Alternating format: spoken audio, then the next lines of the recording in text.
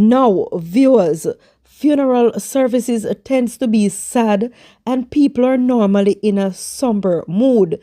Many times people are normally reflecting on the deceased life and death. But not for these mourners who found it quite amusing to laugh at this elder man struggling to sing because his false teeth wanted to escape his mouth. Take a look. Is gone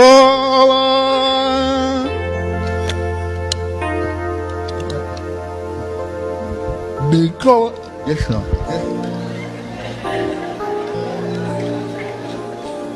I get no because I know he heard the future. Now, tell me, if you are at that funeral, would you laugh or would you feel sorry because the man is struggling and it's a funeral? And, tell me honestly, would you laugh? Let's get straight to the point. The rumors are undeniably grabbing the attention of dancehall fans who are genuinely aligned with Vybz Cartel and the Gaza Nation that Beenie Man is a very bad mind artist who is trying to sabotage Vybz Cartel's chances of getting his US visa. In that he's trying to start a clash war with Cartel, knowing well that it could hurt his chances of getting an American visa.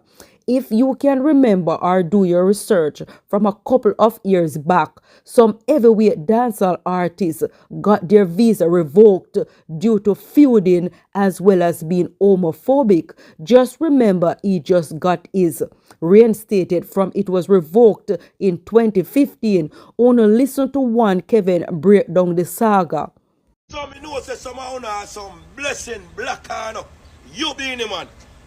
Now tell me this, you get your visa reinstated. And I get you now one Vybz Cartel get visa reinstated. Cause if you're gonna start a war with Vybz Cartel now, you know there's a very slim chance of Vybz Cartel getting a visa back. Because America now want to hear say the artists them argue and put them in the same place in America for to come shoot up each other. So them now go give him the visa. And you know this Beenie Man, you know this. Say as long as him have problem with America, him have problem with getting a visa. Load the man alone, no brother. Make the man get him visa reinstated, no Beenie Man. Brother, you not so bad mind, bro. Yo, you have to study Beenie Man and him bad mind settings, you know. The man have some different bad mind ways, you know, that you have to study them artists, you know, bro. Pay attention to them, you know. The man them use them bad mind in a slick way where them know how to set you up. Foota Hype one of them too. Foota Hype shoot so much off for the man because Foota Hype no want the man reach a foreign. You understand? And I run off a foreign. Him can't even travel. You get me, I say? So, when time the man get him visa back and come here, the man I go travel free Foota Hype. You understand? Alkaline, I see him thing, brother. The only man me see no shoot off for the man yet. And him now go shoot off for him. And the gully got himself, Mavado. Mavado, the only man should have do this. And him now do it. So why you not do it? That the man that and Mavado rival from way back when. And from the man come out, all Beenie Man do. All Beenie Man do, I try carry the man done. See? And when once the man reach a road, brother, you know, here Mavado have nothing negative to say about the man. All Mavado say is, you know, me glad the man there road. Uno just want to hear say the man dead, brother. And the man can't come off foreign. Uno need to love people alone, brother. Because guess what? The same fear chance where you get in a life, make him man get it too. Because the man, he work hard for it. And just me I telling you this. Guess when time Vybz Cartel come back up here, the man that got change the world. And all no think about him. And at that, I try stop. I some blessing blacker. The whole of the way I try call out the man for war now. Knowing say any more the man war, he might go get stuck. He not get the visa. America, when I try black man from coming up. Say Vybz Cartel now no sense, you know. Him not go come here and run. Run from the whole of them Vybz Cartel. Make you all of them talk the shit where them want to talk. The man are nobody. Viewers, uno tell me in the comment section if you believe one Kevin version of theory that Beenie Man discreetly trying to sabotage Vybz Cartel chances of getting his visa? Or you just think that he might make up them something in her head to get views? Uno tell me, please. A quick reminder, this is a Make We Chat channel. Please give this video a like, subscribe to the channel, and as always, I look forward to interacting with you in the comment section. Now, there's a naughty internal conflict going on in the PNP party in the Central Kingstown division that is getting uglier and uglier by the minute. To refresh your memory a bit, the conflict stems from when Mark Golding and the Iraqi members decided they want to insert retired Superintendent of Police Steve McGregor in a seat to run for Member of Parliament in the soon-to-be general election. So they chose to shove out the long-standing caretaker Lawrence Rowe, who is also aspiring to become a Member of Parliament. It was alleged that Mark Golding sent Dayton Campbell to sweetmouth Mr. Rowe with promises of a seat on the Senate, 15 million in resources, and other goodies. But Mr. Rowe declined their offer and went public. It is said he removed the doors and windows from the constituency office. This is a burning issue for the PNP in terms of breaching the law with the bribe of money and position in the government institutions. The JLP is using this major incident as a political football against the opposition. In an interview with Emily Shields, Dayton Campbell tried to clear his name. Here is the excerpt of that interview. Was there another meeting on the 4th of January 2025 with Mr. Rowe again? Yes, there was a meeting in early January. And you The were present? decision was communicated. Yes, after the decision was communicated, I think Mr. Rowe removed his things from the office, and persons would have sent pictures to suggest that the office was vandalized. The windows were removed, and there was an area that appeared as if a door was removed. I sent them to him, and he said he took out his stuff from the office and that there was no door at that point, so it's not that a door was removed. He then asked for a meeting with the leader of the party, and the leader asked a few of us to accompany him to the meeting. So the windows and so forth, those were put in by Mr. Rowe with his own money? He said he changed what was there and he put in some new windows. Yes, that's what he said. And do you know about when he removed them? It would have been between the 30th of December and the 4th of January. Right. So the meeting with him on the 4th of January, you said you were present. Mr. Bunting was present? Yes. And the president, Mr. Golding? Correct. Plus Mr. Rowe? Correct. And in that meeting now, what was the purpose of that meeting? I believe... Well, I wasn't sure why he had requested the meeting, but subsequently, based on what I've heard him say, I believe he interpreted the leader having veto, and who is the candidate. He wanted to hear from the leader himself and not through somebody else communicated with him. And I believe that that appears to be the reason why he wanted the meeting. The leader, as you mentioned to me before, he communicated something in writing to Mr. Rowe on the 10th of January 2025.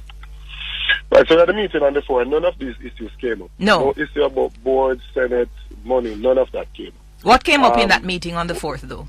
As to, he wanted to know what occasion his removal. The leader expressed some views to him and said to him that he was going to make some additional checks to see, whether or not the decision that was reached is the appropriate decision. He made some checks and then he communicated back to him on the 10th. Right. Before you get to the 10th, in that 4th of January meeting, all this communication you had with Mr. Rowe on the 30th about the Senate appointment, the board membership of the housing agency, none of those things came up in that 4th of January meeting? No. This meeting was recorded? I didn't record that meeting, no. Okay. So on the 10th of January now, we are told by Mr. Golding in that letter that he personally did some further soundings of influential comrades in central Kingston after the 4th of January 2025. You know what influential comrades or who those influential comrades are in central Kingston? Some of them are known, and I believe it is Mr. Rowe who supplied him with the names of some of them. Which instrument is it that gives the leader of the party the ultimate authority to decide on the candidate? Is it your constitution? What exactly is it? It was agreed at the annual conference, which is the highest decision-making body within the party. And you're telling me that the annual conference has not so circumscribed the discretion of the leader so that the leader is to think that you do not make a decision like this close to an election except you have compelling data, not only that the person that you have was not going to win, but that the person you're seeking to replace him with has more than a great possibility of doing And much we have better than done the all of person. that. We have done all of that. You I have not, started Dr. out. Campbell. No, I have not. I've not given you the details. You could You've not have known. done it between the 27th of December and the 10th of January, Dr. Campbell. Why couldn't I? Did you? No, look, I am not going to disclose the specifics of what we do. That is inappropriate for me to do so on here. I am saying to you that we went through a process. We are not in the business of removing a candidate from a constituency that is on their way to winning the constituency.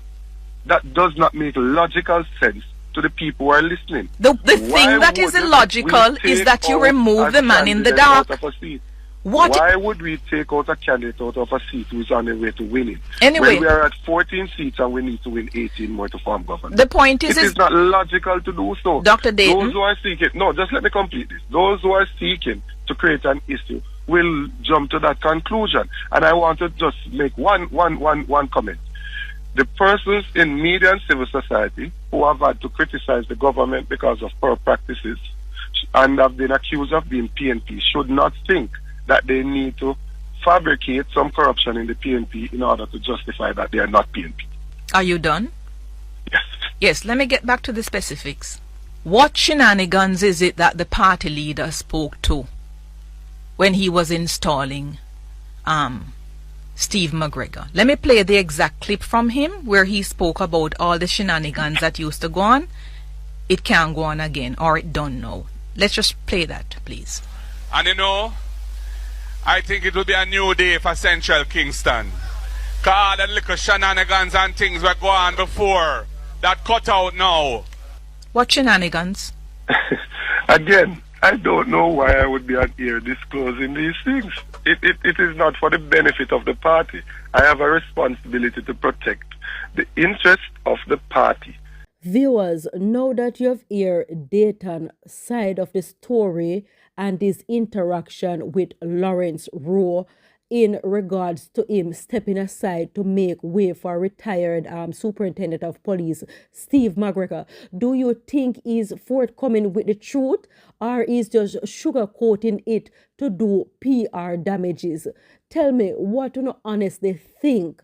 And in terms of the people of Jamaica trusting the PNP to go forward, can we trust this opposition party?